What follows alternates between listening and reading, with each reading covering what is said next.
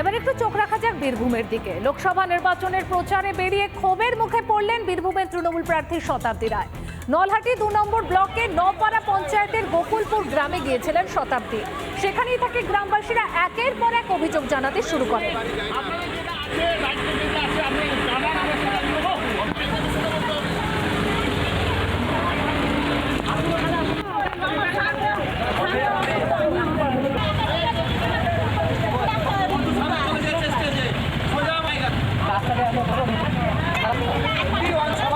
মোদি বাড়ি যায় না, আমরা কি করবো? বাড়ি যায় না।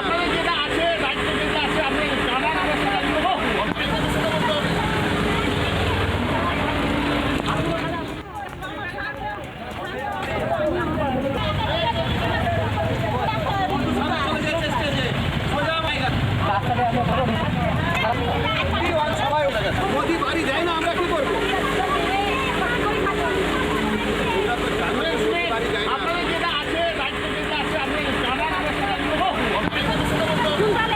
আমরা তৃণমূল করি। হ্যাঁ, দিয়ে কি আপনাদের বাড়ি ঘর দিচ্ছে না? না, কোনো দিন দেয় না, এখন তিরপল সুদ্ধা দেয় না। দিয়ে কি বললেন শতাব্দীকে? ওই বললে যে আমরা কোনোদিন ঘর পেয়ে না, কোনোদিন কিছু পেয়ে না। কে দেয় না? কে দেয় না? এটা নেতারাই যে হবে হয় না, হবে হয় না। সাংসদকে কাছে পেয়ে কি বললেন আপনারা? হ্যাঁ, কি বললেন? কি সমস্যা রয়েছে আপনাদের গ্রামে? আমি কিছু জানি না, এই তলা যেতে হবে, ভোট দিতে আমি দিব, এই তলা যেতে হবে, আপনি এই তলা যেতে হবে, দেখেন আপনি ওই তলা যেতে হবে, না জানি আপনি জানেন, এই তলা যেতে হবে। এদিকে আপনি গিয়ে রাস্তার অবস্থা দেখেন, রাস্তাটা কি পরিস্থিতি, তারপরে আপনি বলবেন। এখন কি বললেন শতাব্দীকে কাছে পেয়ে আপনারা? আমরা বললাম রাস্তার জন্য বললাম, তা কিছু হবে, হ্যাঁ। এখন আগে যা হয়নি ওটা ছেড়ে দাও, এখন হবে, ভোটটা দিয়ে জিতাও, তারপরে হবে, তাই বললো। তার দিকে বললাম রাস্তা তো আমাদের এমনি দেখতেই পাচ্ছেন, রাস্তার কাজ হয় না, কোনো টোটো ফোটো ঢুকে না, রাস্তার অবস্থা এমন। তাই বললাম রাস্তাটা তুমি দেখেন, তাই বললাম, বলে দেখবো দেখলাম। প্রার্থীদের দিতেই হবে, কখনো তো আসতেই হবে।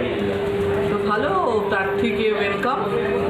খালি এটাই অনুরোধ যে ইলেকশনটা ইলেকশনের মতোই করা হোক। আমার অনুরোধ যে ইডি সিবিআর উপর ভর করে ইলেকশন না করে, সেটা করতে পারেন তাহলে ভালো লাগবে। 200টা কম মনে হচ্ছে, একদম ভালো, 100% ভালো। পঞ্চায়েত, লোকসভা, বিধানসভা সব আলাদা আলাদা আঙ্গিকে ভোট হয়, মানুষের ভাবনা চিন্তা অন্য অন্যভাবে কাজ করে, সুতরাং লিড হবে।